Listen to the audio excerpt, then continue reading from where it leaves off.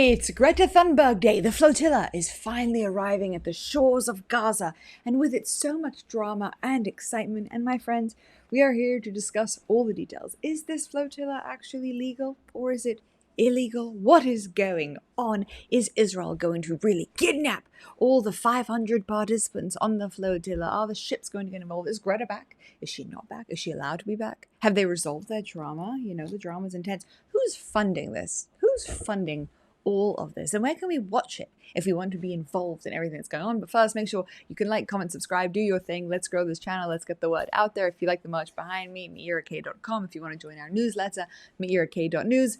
Let's dive right in. So Greta's been reinstated to a boat. We're not clear which boat at this point. We know there are multiple boats. There are 49 different boats from lots of different countries with over 500 participants from, I think, 50 different locations in the world.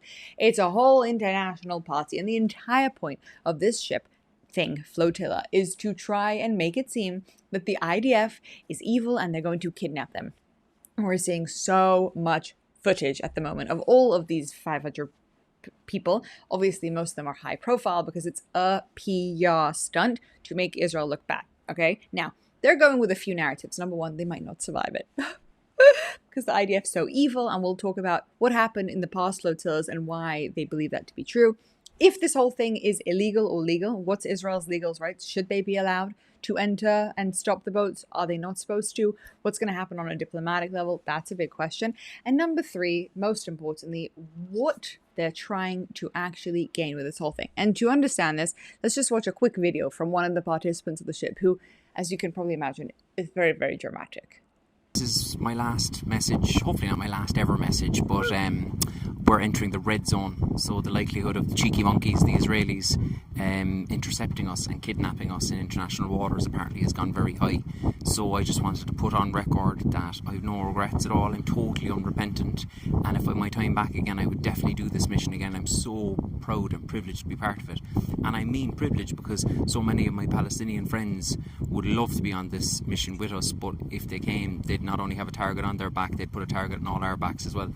What could sum up the injustice of the occupation more than that? I also want to say that I love my kids so much, and I really, really miss them, and I can't wait to see them. But in many ways, I went on this mission for my kids because I can't countenance them growing up in a world where people just turn their back on other people being mass murdered and starved to death. And I want them to grow up to be sure in the knowledge that they're great, but that everyone is great, and that no child is better or worse than any other child. So I don't know what's going to happen over the next few hours, whether we're going to be intercepted, which again would be a war crime, whether we're going to be mass murdered, because I see the Israelis are ramping up the propaganda to do that in the last few hours, or whether we're going to get to Gaza and make my whole dream come true of getting to the beaches of Gaza and meeting my friends there. I honestly can't listen to him anymore. Sorry guys, if you want to find it, I'll put it in the comments. I can't be bothered to listen to him.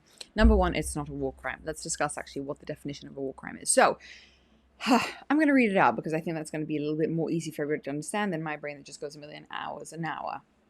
Okay, under international maritime law, ships have the right to free navigation in international waters, so simply sailing across the Mediterranean is not illegal. Meaning, I have a ship, I have a boat, I want to go somewhere. Let's go. I'm allowed to if it's in international waters. When does where I want to go become problematic? The problem comes in when a flotilla tries to enter a blockaded area.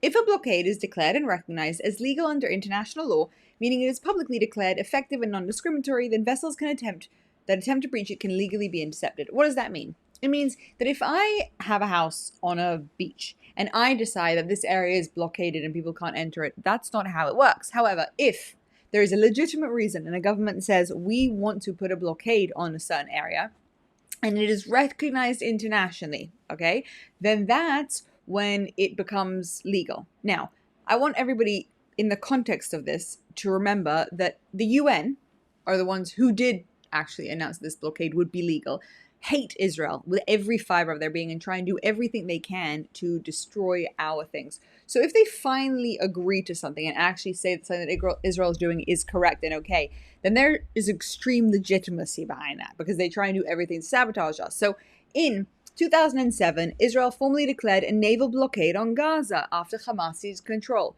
Why did they do this? Well, no, not because they want to starve the people of Palestinian territory, as they claim it to be, but rather because they have an understanding that a terrorist group shouldn't have unlimited access to the sea to bring terror in, to bring terror out, etc., etc., etc. Look at what's happened with the Houthis, okay, who just dominate their seas in any way possible. So the 2011 Palmer Report, which is a UN panel of inquiry, concluded that Israel's blockade was legal under international law because it was a legitimate security measure against a designated terror group. Okay, 2011, the UN say this blockade is totally legitimate. That means the ships trying to break the blockade and dock in Gaza are violating international law, and Israel has the right to stop them at sea. However, the way the flotilla organizers see it is that organizers of the flotilla are arguing that the blockade itself is illegal, claiming it constitutes collective punishment under the Geneva Conventions. They see their mission as a form of civil disobedience and protest, not a crime. Okay, so what happens? And how does that work? If they're claiming that this blockade is illegal because it's, an international crime stopping people from getting in and out, we have to actually just clarify some things, okay? Because a blockade becomes illegal when it's discriminatory. In January 2009, during Operation Cast Lead, Israel imposed a formal naval blockade on Gaza. The blockade was expanded and clarified in 2010 after the Mavi Marmara incident. Do you guys remember the Marmara incident? Okay, in 2010, there was a flotilla for Gaza, etc., and they tried to come in, and the area was blockaded. The IDF was allowed to stop any ship coming in, and then it got very, very violent, obviously led by the Turkish people on the flotilla, and a few people were killed. Okay, the IDF shot or whatever, and they had access. The whole thing was very disgusting and revolting, and it led to a really intense Turkish incident. And after that incident, that's when the UN came in again to clarify everything that's going on and say, like, no, this is really, you cannot be a random citizen saying, I want to go into the ship, like into an area, okay? They declared that no vessels are allowed to enter Gaza's territorial waters or dock in its ports without prior authorization, okay? The blockade applies to all maritime access to the Gaza Strip. It extends roughly 20 nautical miles off Gaza coasts, okay? The blockade is a legitimate wartime measure because it's meant to prevent weapons, explosives, and military materials from reaching Hamas and other terror groups. Now, if it is implied impartially, okay, then it is a problem. However, because it's not targeting one nationality, it's not saying only Gazans aren't allowed to come in and out. It's saying no one is allowed access to this group. Then you're allowed to enforce it, right? So basically, the way a blockade works, if the UN, if there's international recognition of it, it is legal. It can only stay legal if there's a legitimate reason, i.e. let's stop a terror group from having access to the seas to be going in and out and smuggling, etc. But most importantly, it has to be non-discriminatory. There's a secondary idea as well, which is that it can't be caused intentionally to cause starvation to the people. And now what we know about the way that Israel has built the entire Gaza system is that there are multiple ways for aid to enter into Gaza. They're just land borders at the moment. If you want to bring a ship full of aid, you dock it in Israel, and then they'll be provided by land through the Kerem Shalom entry. There's a few different entry points, okay? That's what's going on. And we know that there are huge amounts of aid waiting to go in Gaza, being stolen by Hamas, etc. So what this flotilla is basically claiming is that we're allowed to come, and because we've decided that they're discriminating against the Palestinians, even though international law has not recognized that, therefore we have every right, and they're creating a war crime, and therefore when we go in and enter in, then if they try and stop us, they're the ones causing the issues. It's a lie. Not only is it a lie, it's like a blatant disregard of what the real war is. However, it does what all good PR stunts do. It tags upon some words that sound very, very exciting. War crimes. We're going to be kidnapped. You're not going to be kidnapped. You're going to be detained because you've done something illegal, right? For example, if you rob a store and the police stop you, have the police kidnapped you or have they detained you for doing something illegal? Big difference. But they're claiming that they're going to have to be kidnapped potentially by the IDF. And the reason that they're so afraid for their lives, etc., is because, in my opinion, they're planning to be violent in response. Now, we don't know this for a fact. I guess we'll see. They might also pretend to be very peaceful. But the reality is such. They are, after extensive international pressure, disregarding all of it. Okay? They're saying, no, we think that this is illegal, despite the fact that everybody out there is claiming that it is legal for a country to declare a blockade for legitimate reasons, specifically during a wartime. Okay? Because that would just make sense during a war to create a blockade. That is just common sense. And so they're declaring it's illegal, and they want to bring all of their aid, and they have 50 boats all coming towards Gaza, and they're all reaching Gaza like as we speak. This is one of the last videos that's come out.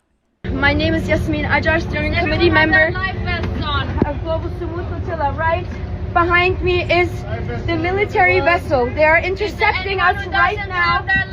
We do not know how they will intercept us. I can currently only see one big military vessel. They have their lights off. We are in position right now. We're telling everyone. That's the kind of drama that they're creating. And they're creating this big PR stunt to basically raise awareness. Now, where this starts to get even more interesting is that as of late, people have been asking, well, where's the money coming from this? You've got 500 people who have taken weeks, if not months off. They've all got boats. Boats cost a lot of money, and they've got tons of aid, so to speak, that they're hoping to provide to the people of Gaza. And there's all this video footage online of the kids of Gaza waiting for the flotilla. There's all the social media noise and buzz, and all these countries who are trying to figure out what the heck they're going to do. As we mentioned before, Italy, who had sent a boat, have decided to pull the boat back because they're just like, it's not worth it. We don't want to enter into a diplomatic incident with Israel. They're doing something wrong. These people are doing something wrong. We don't need to protect them in their doing something illegal. That's not how it works. The police should not defend people doing things that are illegal, okay? So they're trying to get all this aid there. And now what's likely to happen is that the IDF is going to have to intercept them, and it's going to be very complicated. 50 boats is a lot of boats, a lot of people. They're all angry. They're all got their cameras on, and they're all trying to figure out how the heck to make this as dramatic as possible. So they're filming goodbye videos to their family. Goodbye. We love you. We are here to show the world the truth. Trying to create this image of the IDF being really, really evil. Now, I will say something. The IDF's not evil, but the IDF is not something to play around with. You mess around with an IDF soldier, you're going to get in trouble. He's not going to kill you, but you're going to get in trouble. These are trained military presence. People who are capable of dealing with like the ultimate terrorists. And so that's what we're up to. In the next few hours, as they're live streaming, they're about to reach into waters which is illegal for them to enter. Illegal for them to enter. By all international law, everybody agrees. And they are going to try and make this into a PR stunt. And so that's what I want to talk about, more than the details of what's going on. And, you know, will this mean more complexity with Spain because they're trying to defend their people and Greece, etc. What really is going on is this kind of PR stunt. And the PR stunt, the way these things work is that people try to present idiotic ideas in a way that lots of idiots can understand. You see, there's this thing that we tend to do where we think that most people are intelligent. That's like an assumption. If you're an intelligent person, you think most people are intelligent. But the reality is that most people are not actually that intelligent. Most people need things dumbed down and are not going to do the work. I could have just made those videos up or presented videos to you from 10 years ago, but most of the chances are that you're not going to go out and research where that video exactly came from and exactly if Mira is correct, etc. Because you trust me. And these people that they brought on are people that a lot of people trust. So you've got all these representatives saying all these dramatic things, and instead of people looking into the law, which would very quickly make you ask questions, and like looking into where the funding's coming, because now it's been proven that Hamas are the ones funding this flotilla because obviously it's a wonderful PR stunt for them. They love the idea of making the IDF look bad, so they're funding all these people, which would make you think like the terrorist group is funding all of this flotilla. First of all, where's all that money still coming from? Why do Hamas still have all that money? Well, it's from the aid that's being stolen so they can send more aid. It's like this loop that once you start thinking for yourself, you start to realize, but this is what they do. They create these PR wars, which are like war crimes, kidnapping, blah, blah, blah. And they make Israel look really bad. And so we're going to see. Yom Kippur is coming in, which means we're going to be offline for the next like 24 hours. We're not going to know, but they're supposed to arrive around these times and we'll find out, I guess, how Israel's going to deal with it. Are they going to put a no nonsense? You know, are they just going to be rough and tumble and detain these people and fly them back? Is it going to escalate into violence? Are these people planning violence? I mean, we've seen them throw flares into the air and pretend it's drones. Are they going to do something similar? Are they going to try and attack the IDF soldiers? I don't know. But the real criminals here at the end of the day are the people on the flotilla. They can pretend to be peaceful and they can pretend to, you know, have their bella ciao, bella ciao, bella ciao, ciao, ciao, and their live streams and all this stuff. But they're the ones here who are committing a crime. They're the ones trying to break into international blockaded water, which is recognized across the board as something that you're not allowed to do. to create an escalation with an IDF force, with an army force that has many other more important things to be dealing with at this time. Keep in mind, we're still in imminent threat of a potential Iran attack. I don't know if everyone's familiar. Right now, at this time, the IDF's on high alert because the whole Iran thing could escalate. We're trying to broker this deal with Hamas, which as of the time of the recording, Hamas have said no, which is a massive surprise. We've got multiple fronts going on. We've got Houthi attacks, and now we're dealing with 50 boats of people who are coming only to antagonize the IDF. It's an despicable use of our resources as we're actually trying to defend against terrorism. And so all in all, that's what's going on with the flotilla at the moment. And we'll be watching it closely and see what happens. I hope and pray that they have some kind of interesting strategy to respond to this and figure it out. But time will tell, won't it not? And by the time I'm recording my next video, we'll know exactly what went down. Thank you for your attention this matter, and if you are Jewish, or if you're not Jewish but connected to the ideas of Judaism, I wish you a good fast, a meaningful Yom Kippur. It's an important time of repentance for us to figure out what we've done wrong and what we would like to do better and how we can connect to our God in a real way. And honestly, it's the favorite day of my year, I have to say. I love it. I really connect to it. It's going to be hard, but it's a special time. And so if you're out there, good luck to you, and I will see you on the other side.